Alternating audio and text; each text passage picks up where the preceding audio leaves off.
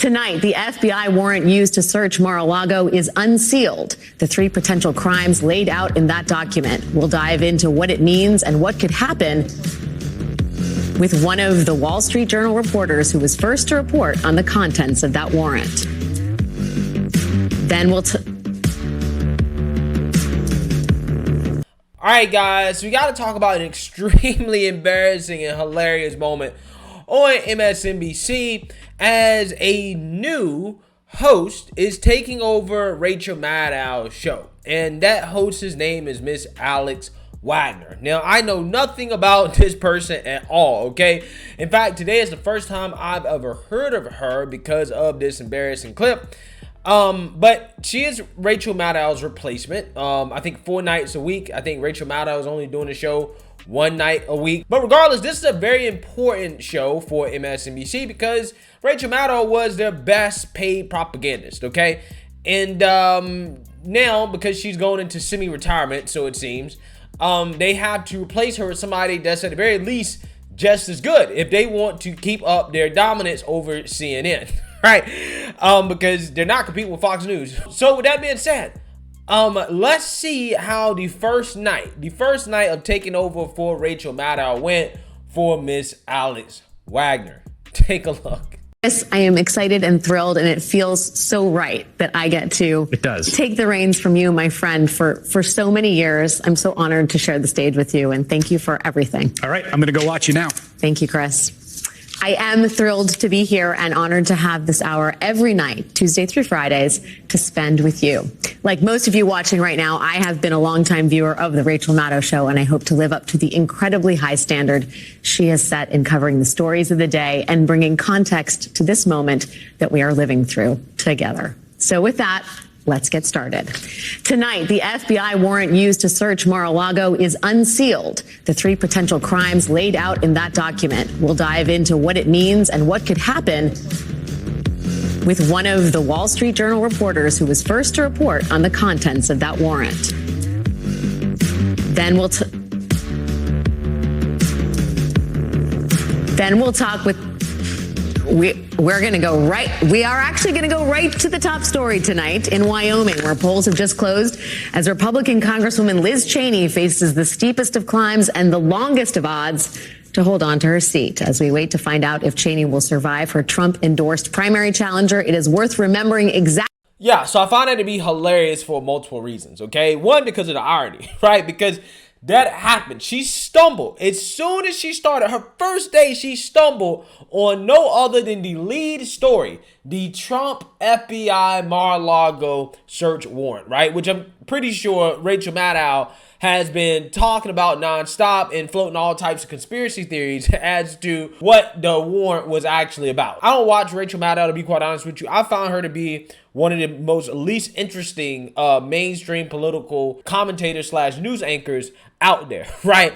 So I don't really understand why she's as popular as she is, because I've never heard anything that she said that is particularly compelling. Regardless of whether or not I agree or disagree with it, I just don't know why she gets as many views as she does, right? So with that being said, I'm pretty sure she talks a lot about that, right? That is what MSNBC, that's the only thing they're covering. That's the only thing they're going to talk about, okay? Because they damn sure don't really want to talk about the Democrat Party, okay, and the problems facing this country. So they rather focus on the warrant. And she stumbles right out of the gate, right, on the story of the search warrant and Liz Cheney, right? Again, boy, oh boy, you cannot make this up. You can't make this up. But hey, you know, I understand where she's coming from, and it's a reason why I don't think that I would ever do live TV, because you guys don't know behind the scenes, I got to do 2, 3, 4, 5 takes, right, to get it right. Because sometimes I stumble, right? I lose my thoughts. I forget about what I want to say, and it's just a mess, right? That's one of the reasons why I don't live stream. I used to live stream, but I don't live stream anymore because I don't like when I am talking and I lose my train of thought and then I look like an idiot, right? I don't like that. So that's why I don't live stream.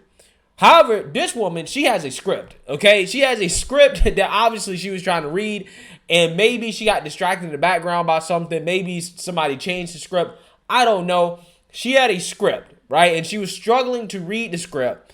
And I think that's why she started stumbling, right? So again, that's the difference between people like me and people like her. I don't have a script, okay? She has a script. So, I mean, I'm pretty sure she's practiced that 1,000 times before she did her first show, right? So it's really no excuse for her to stumble and to mess up like that, but who knows? I don't know what was going on behind the scenes. But what I do know is that despite stumbling out the gate, Miss Alex Wagner still beat CNN in the ratings with 2 million viewers in the debut. Guys, can you believe MSNBC or CNN has 2 million viewers, right? 2 million viewers?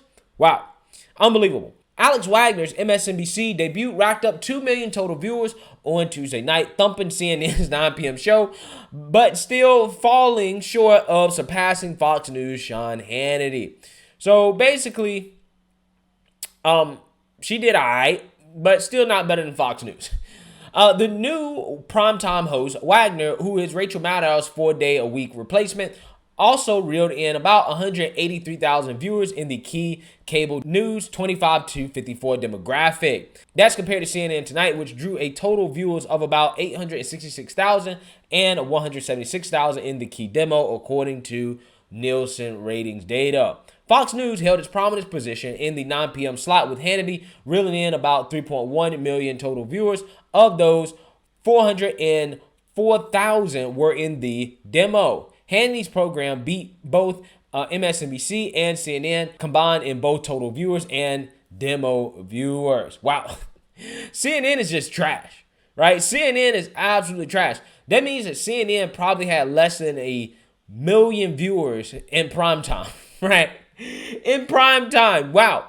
Wow. But Wagner's debut show, which featured guest Mark Lenobridge, Representative Alex Kinzinger, and Joyce Vance, was by all accounts a success despite some initial technical difficulties with the teleprompter. Yeah, I figured that's what it was. Or that's the excuse that they're using to cover for her. Although the Alex Wagner Tonight Show didn't match Maddow's 2.75 million viewers on Monday, she did leapfrog CNN and maintain much of Maddow's momentum. CNN ratings have suffered in the primetime slot, in large because the network has yet to name a replacement for Chris Cuomo, who hosted the 9 p.m. hour before being fired last year. Yeah, that's the spot that Chris Wallace wanted, right? Chris Wallace wanted that spot, right? I'm pretty sure that guy is kicking himself for leaving Fox News and going to CNN so he can be on the right side of history, right? I'm pretty sure he's regretting that right now because they won't even put him in a primetime spot. Cuomo was asked after it came to light that he secretly aided the defense of his embattled older brother, former Governor Andrew Cuomo. The anchor is currently tied up in a legal battle with CNN in which he is demanding $125 million for alleged wrongful termination. Yeah, so, Chris Cuomo got his own show on News Nation, I believe. He has his own YouTube channel like me, right? Me and Chris Cuomo on the same level now. And this lady right here, she's stumbling right out of the gate. I understand how that happens, right? I get it. I just found it to be hilarious that it happened when she was talking about Trump and the FBI thing and Liz Cheney. That's the irony here. So let me know what you guys think. Make sure you like, comment, and subscribe. Most importantly, share a Black conservative perspective. Peace.